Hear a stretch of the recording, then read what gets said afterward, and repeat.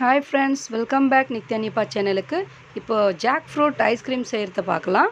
அதுக்கு ஃபஸ்ட்டு பலாப்பழத்தை எடுத்து ஒரு பாயில் வேக வச்சுட்டு ரெடியாக வச்சுக்கோங்க. 1/2 லிட்டர் பாலை நல்லா கெட்டியாக அப்படி காசி வச்சுக்கோங்க.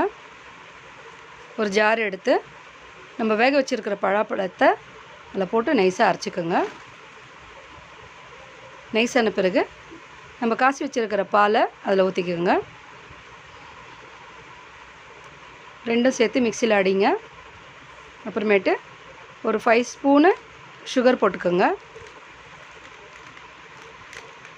அது கூட மில்க் மேடை சேர்த்துக்கோங்க. கொஞ்சம் எல்லாத்தையும் சேர்த்து நைஸாக அரைச்சிக்கோங்க. நம்ம வீட்டில் ஐஸ்கிரீம் சாப்பிட்டுட்டு காலியாக வச்சுருப்போம் இல்லையா, அந்த ஐஸ்கிரீம் பாக்ஸ் எடுத்துக்கோங்க. நம்ம அரைச்சி வச்சுக்கிற அந்த ஐஸ்கிரீமை அதில் போட்டுக்கின்னு